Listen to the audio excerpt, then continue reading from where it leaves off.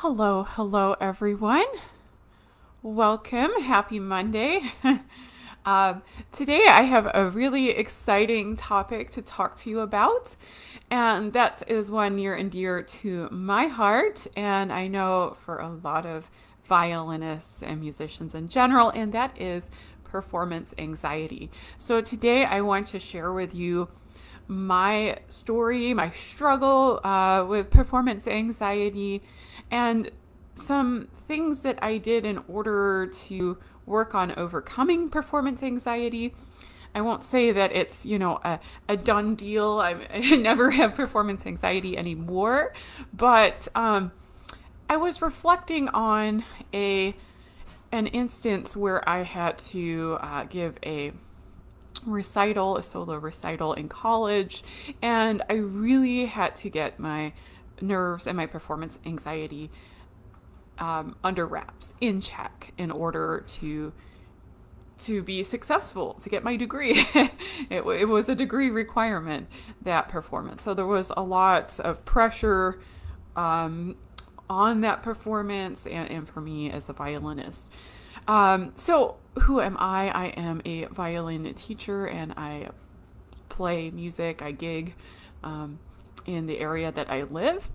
And I think a lot of people can relate to performance anxiety and it causing trouble for them, causing just extra anxiety about their playing. And I hear from a lot of violinists that it's something that affects them. So, if anyone is here watching, have you experienced stage fright or anxiety leading up to a performance? And how has that affected you?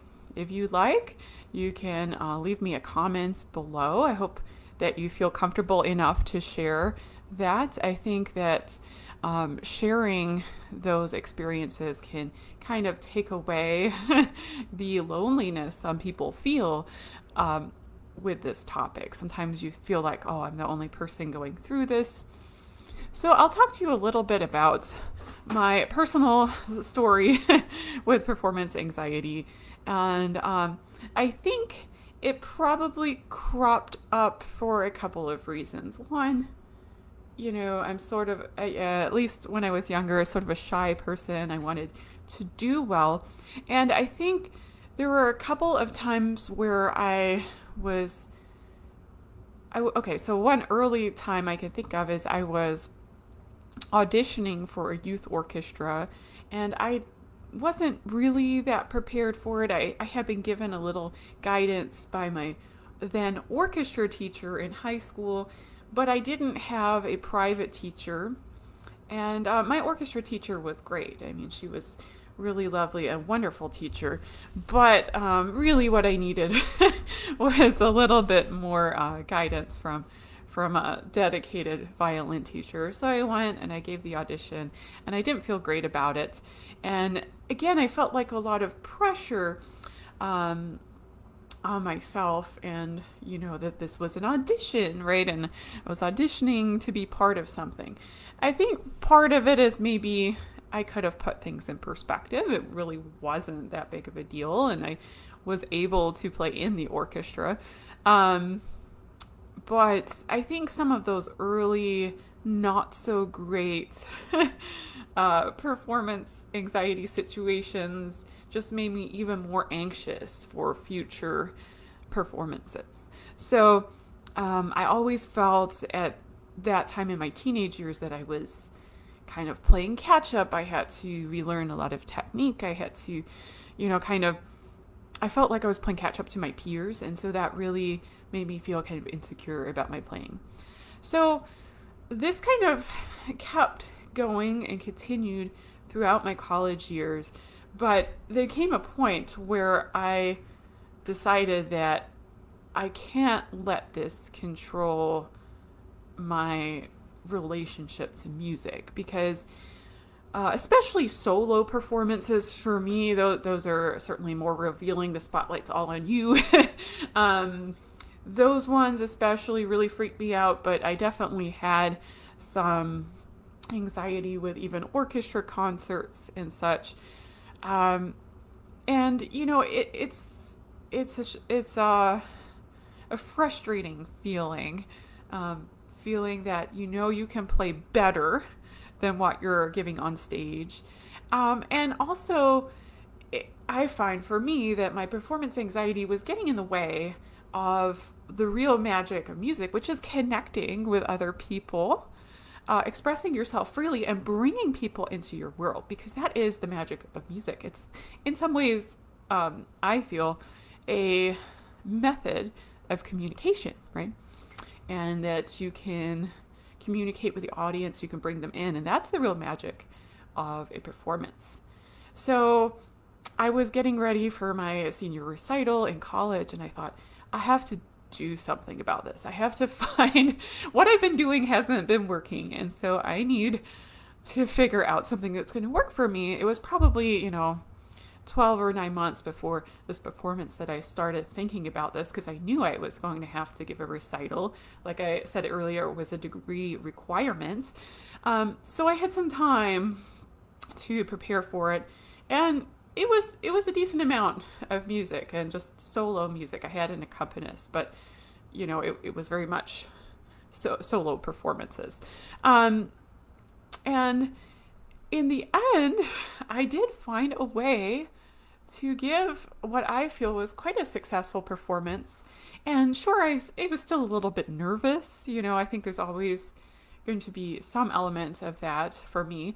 But I actually felt probably very comfortable in that performance compared to any other performance I'd given up until that point. I felt very comfortable, almost even confident. And I felt like I was able to connect with the audience, which was, the biggest thing for me, and to express myself through the music I was playing. So let's talk about, I'm not going to talk forever today, but I want to give you a few basic tips that can help you. So one thing that I focused on in preparation for my college recital was mindfulness. Now, I could talk a long time about mindfulness and its benefits, but I'm going to give another talk on this next week about how I define mindfulness, because I don't think everyone agrees on what mindfulness means. Basically, I think it's, to boil it down very simply, is to be present and be noticing what's happening. So what's happening when you play, and without judgment, and just being very present in the moment. It's something I think I'd struggled with. Maybe I'd noticed what was happening in my music. Maybe when I was younger, I didn't even really notice how I was playing. But doing that without judgment, I think, was difficult for me, without judging myself, being, very critical. So if you can work on being present in the moment, especially in your practice sessions, the more you do this, the more it will be there and be available for you in a performance. So there's all kinds of things you can do to work on becoming more mindful in your practice. You can even practice being mindful outside of your instruments. I think for me that was very helpful. I had to do that really first before it translated into the practice room. But being mindful can mean you're really noticing how you sound. You're noticing how things feel physically in your hands. And I think that is something really important in making things stick in practice and learning well, so that you're learning how to do things and those things stick, but also learning faster. So we'll talk about mindfulness some more in another video, but I think anything you can do to be more mindful in your practice and also on stage is going to really help you. So another tip I have for you is practicing smarter.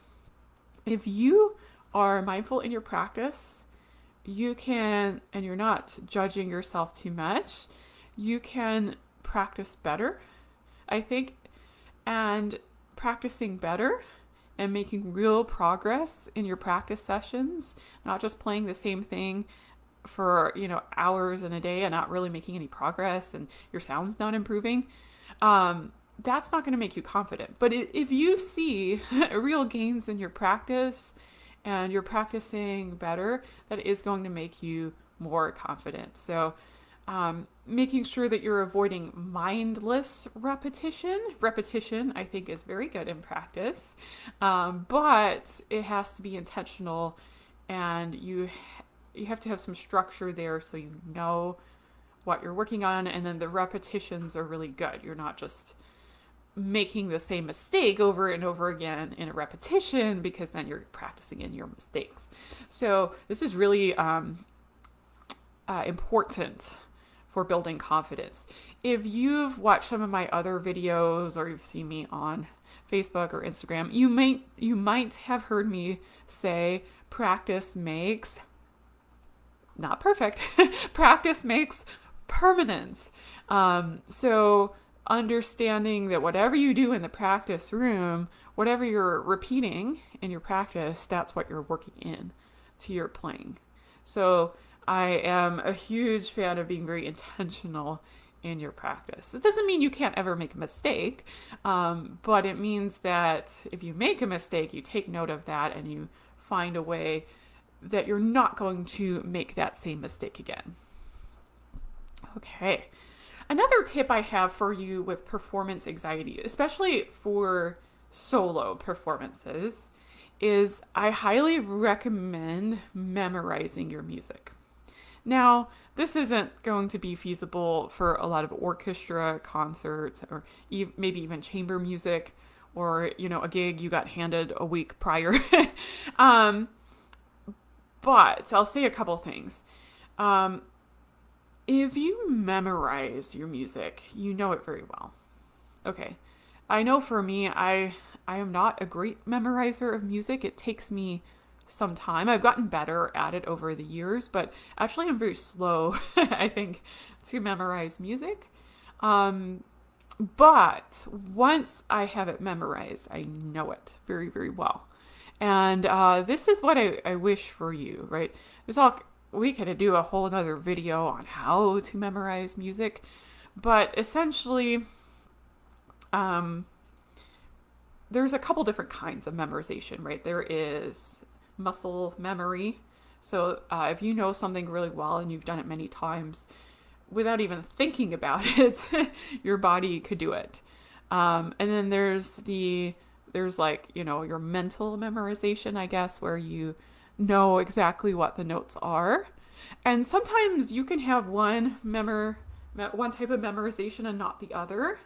But if you have at least one, that will get you through a performance pretty well. If you want to feel really comfortable and confident, I highly recommend you have both kinds of memorization there. And like I said, once I've memorized something, I really know it. There's pieces I've memorized that, over 10 years ago that I still know today. Or if I don't know the entire thing, I certainly know sections of it still in my memory. And it would not take me nearly as long to learn that piece again as it did from the very beginning. So that is, I think, a really great tip, certainly applicable to me. I wonder, has anyone here actually memorized a piece of music, and how did that feel compared to something you didn't memorize? I'd be very interested to hear what you all have to say. The other thing too is just knowing how the music sounds, right? Whether that's through listening to the music a whole lot or just mentally rehearsing when you're not actually physically practicing. That is really great too. And then one other tip I have for you to work on overcoming performance anxiety, and I cannot stress this one enough, is practicing performance. So if you have a big performance coming up, like I had, that college recital was a big one I had some years ago now, practicing performing for other people or doing other performances that are maybe a little more low key. Those are going to be really helpful for you to get the nerves out in a performance situation. So when I was getting ready for my college recital, I remember I actually performed in another recital that was, I think, for all of the Greek music organizations. I was a member of Sigma Alpha Iota, and I actually am a member of my local alumni chapter today. We are a women's music fraternity. And there were a couple other music fraternities in my college, and we put on a recital with them. And so I played one of my solo pieces for that recital, and that was like a test run for my bigger performance later. So, and that went, I made sure that I was prepared for that performance. And it went quite well. So that boosted my confidence. The other thing, of course, I didn't say, but I almost feel like this is, I don't want to say a no-brainer, but be prepared for your performance. If you are adequately prepared for your performance, of course, you're going to feel much more comfortable. And when you feel more comfortable in a performance setting, you're going to feel more comfortable for the next performance, right? So you don't, I think one of the things that I really struggled with when I was younger is that I only had a history of like not so comfortable and confident performances, and that really affected my mindset for upcoming ones. So with my beginners or people who haven't given a recital before or haven't, played in one of my studio recitals before, I like to make sure that for their first performance, they're as prepared as can be. Because I think, your first few performances are kind of crucial to developing a good, healthy mindset around performances, right? Because if you look back in your past and you say, I've never ever been able to give a performance that I felt proud of, I always did way worse, I didn't feel prepared, that's going to color your outlook for upcoming performances, right? Okay, so there's lots I could say about this topic even more, but these are some of the bigger tips that I think everyone can think about and start implementing. And I hope this is useful. So remember, mindfulness in the practice room and in performance, but that will help you stay present and avoid mindless playing. That in turn helps you practice smarter and build confidence in your playing when you see progress. Then remember memorization, if you can, of your solo performances or your solo pieces. And if you can't memorize all the notes, make sure you really know how the music is meant to sound. And then practicing performances and being prepared in your playing. I have a great resource for you to continue this work. It's called Visualizing a Successful Performance. It's a free download I have. I put on this video here. You should be able to see a link on the video description. And this is a free downloadable PDF, and it's essentially a workbook for you to go through and structure your practice sessions around. And there's lots of great resources in there. It's pretty comprehensive. So there's a lot more in there than what I said here today. So if you are interested in getting that workbook, like I said, it's a free download. Just click the link and it will take you to the download. So once more, I'd like to ask about your experience with performance anxiety. Do you have it? Is it a problem for you? Is it not a big problem for you? I'm always really intrigued to hear what people have to say about this. And please let me know. And if you are looking to work further on your violin playing and progress as a player, and not only overcome performance anxiety, but freely and confidently give performances that you're proud with and that connect with an audience, feel free to book a call with me. I run a program called the Violinist Map to Expression, and maybe that might be a good fit for you. Or if not, maybe I can just give you some help and some pointers along the way in your violin journey. So thank you for being here, and I will see you next week when we talk about mindfulness and we really dig into that. All right, take care.